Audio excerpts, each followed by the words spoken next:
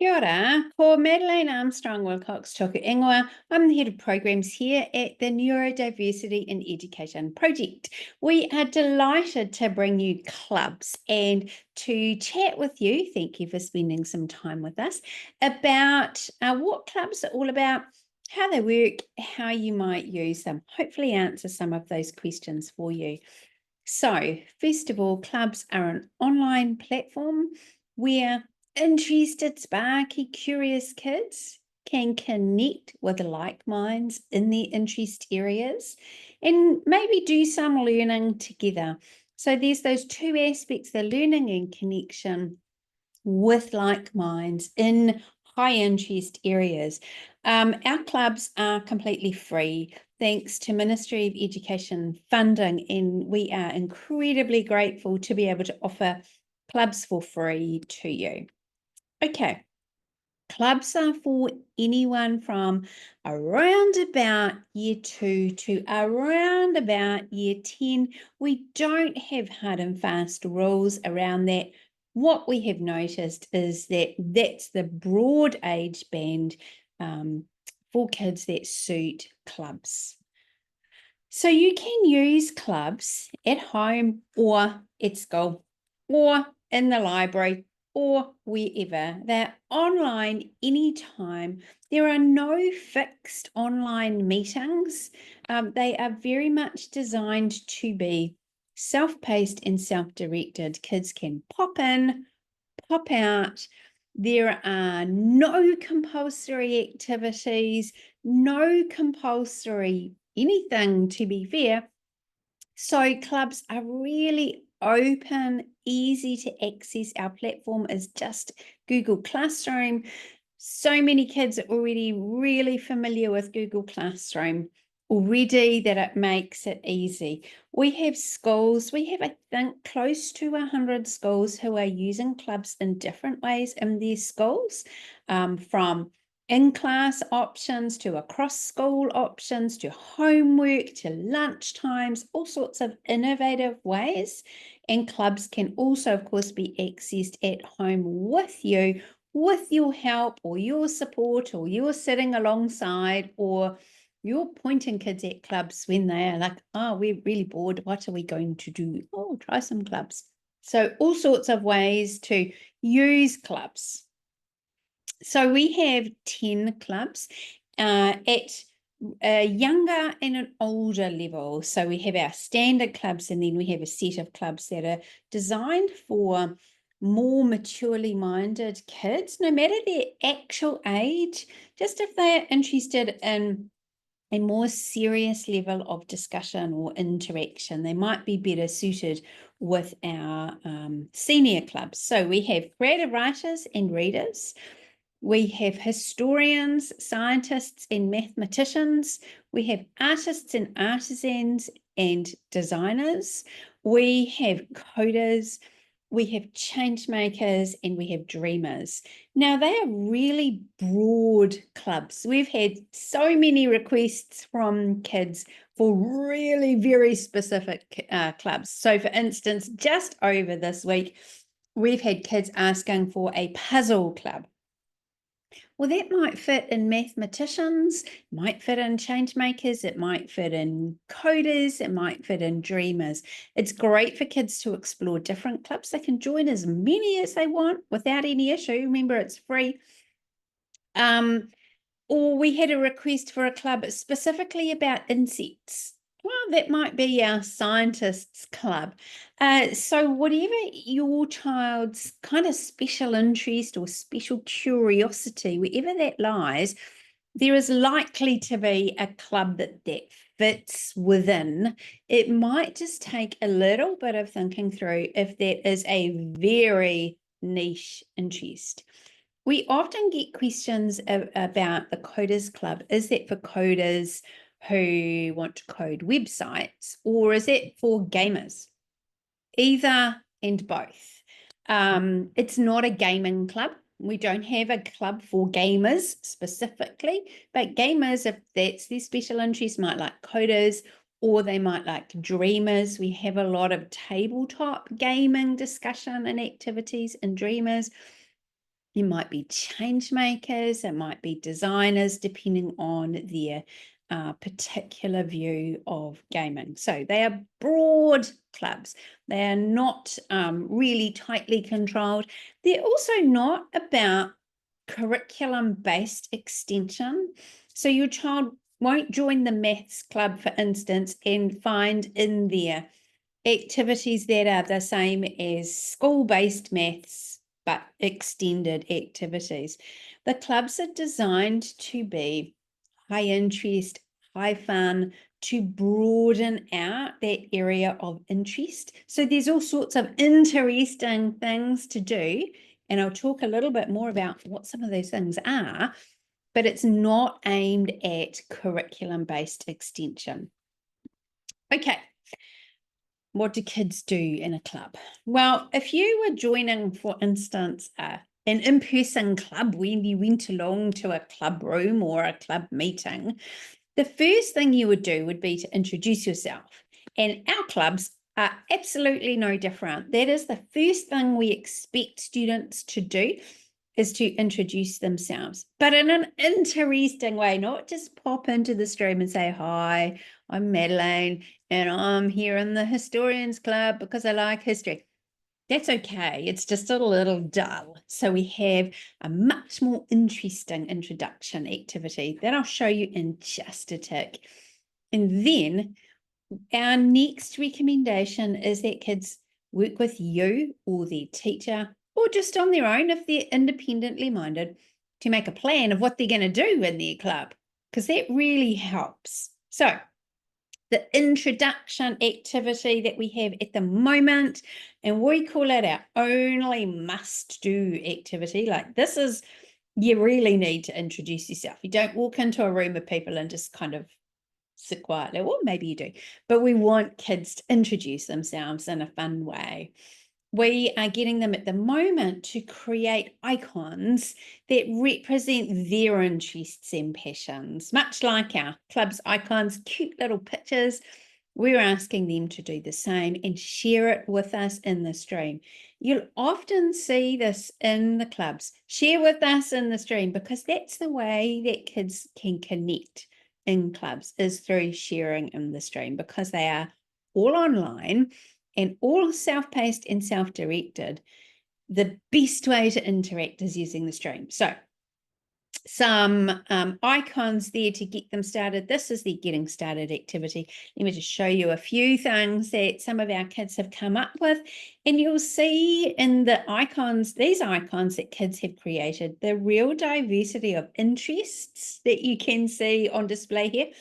Pandas, playing guitars, science, music, art, like rainbows, cats, Minecraft, obviously, books and reading, and also the diversity of ways that kids have created these pictures.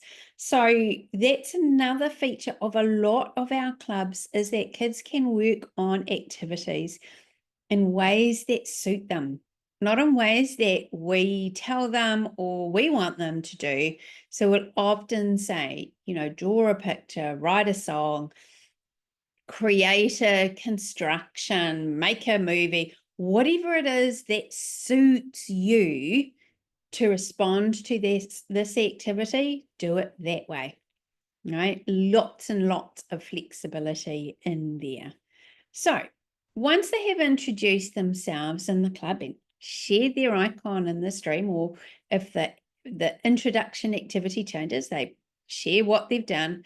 The next thing we want them to do is make a plan. Now, for many kids, if you say, "Oh, you need to make a plan," they roll their eyes and grumble and complain because it sounds onerous and it sounds boring. There are more slides here that actually guide kids through how to do this. But in essence, it'd be great for kids to end up with something like this. Just a really simple look at what they have done and what they're going to do next. Not really that hard, but this plan specifically introduces kids to the kind of 4 big areas of learning activities that we have in our clubs: tasters, tutorials, badges, and projects. And they are the four big things that we have on offer in the learning activity. So it's great to introduce kids to those from the get-go. So let's have a look now at what those things are. They are different from each other, and they're different on purpose because we know that kids enjoy different things. They are at different ages and stages. Some of their interest areas might be that kind of first flush of an interest where you don't really know a lot about something and it's like, oh, that's really exciting. I want to go and learn more.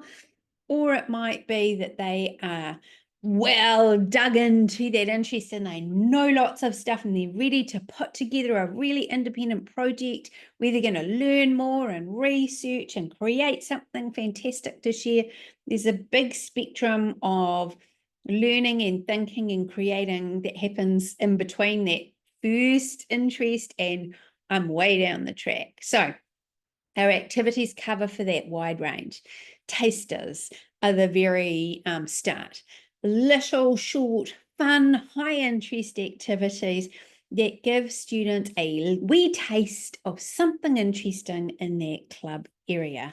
So they are quite open-ended, but they often have three-ish, maybe more, maybe less, but options for pursuing something. So it might be have a taste of wasps. Watch this little video about wasps. Here are some fun facts. Go and find your own fun facts. Right, next, what would you like to do with this? Here are some options for a few activities you could try. Yeah, so it's just short and sweet and quite fun, quite open. There are lots of different tasters in the clubs, lots of different areas, as you can imagine. Something like science, it's a big area. So there's lots of little things that kids could try out. Our tutorials are a specifically curated set of learn how to do this specific thing style tutorials. And we've either found the very best ones we can find and highlighted those for kids, or we've created our own very much in that zone of learn this skill. Right? Learn a specific skill in science, learn the specific skill in maths, or this about the specific thing in maths, learn the specific technique in art, etc. So it really is in that learn how zone. Now, our badges are for those kids who want to dive deeper into their interest area, but they don't really know how to do that. They might have done some tasters and done some tutorials, and now they're ready for more, but they're not sure how to go about it. So our badges are a series of 8 or 9 structured activities. They build on each other, so they need to be done in order over time. So they might, each activity is kind of half an hour to an hour, depending how much oomph goes into it.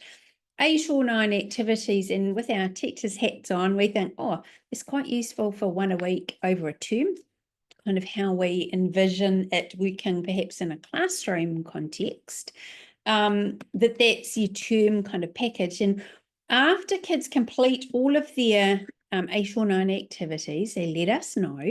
They let us know what they thought of them. They don't have to turn in the activities or mark the activities or have them checked over. They can ask for feedback if they would like it, but it's not a requirement. But they need to let us know when they've done it, and all the instructions for how to do that are in there. And then we post them a wee badge. And if you get it out of the blur zone, they get a wee badge, post it out to them a little bit. This is our Creative Writers badge, which is super exciting to earn the wee badge. So that's quite a structured program. And then for kids who are ready to dig in, they've got that sense of independence, that sense of self-direction, we have a project guide. So this is a step-by-step guide for how to put together a project in their area of interest and how to make that project balanced in terms of time use and balanced in terms of they're going to do things that they really enjoy doing, but they're also going to stretch themselves a little bit, not make it completely unachievable, but that wee bit of stretch that makes those projects really satisfying, how they might share what they've done, and if they would like to get feedback on what they've done, and if so, from whom. So the project guide works kids through that process step by step. It's not an onerous project plan that they'll put together because we know that many of our kids don't really enjoy the process of planning, but it is necessary, so we make it as easy as possible for them. So those are our kind of cornerstones of our clubs. But we also have little extra things that are super fun. So we have bonus challenges that come up from time to time, and they might be around special days, special times, school holidays, etc. At the moment, it's Neurodiversity Celebration Week during March, so we have bonus challenges around that. We have bonus challenges around International Women's History Month popping up in different clubs here and there. Things like that, there'll be little extras in there. We also have once a term our club's Activation Week, which is a super exciting week where we invite in passionate people to talk in our clubs, in our interest areas. And those are live online chats that kids can join wherever they've got an internet connection, home or school or any point in between. And they can join and chat with someone who is passionate about wasps or ancient Egypt or Greek mythology or how laws are made or whatever it is. We have all sorts of fascinating people come during Activation Week. We recognize that everyone's lives are quite busy. So those chats are all recorded and then shared in the stream. And the schedule for the week is up in every club classroom, advertised in advance. So kids can pick and choose what they would like to come to. And we do that each term with different speakers each term. So if they miss it in one situation, they can come back to it. We're also just about to introduce our Clubhouse Week, and we're going to start that next term in term 2. Kids have said to us, we love chatting in the stream, but that's not live. That's kind of asynchronous chat, and it's not face-to-face, like it's not a video chat. And we love the Activation Week where we get to chat with interesting people.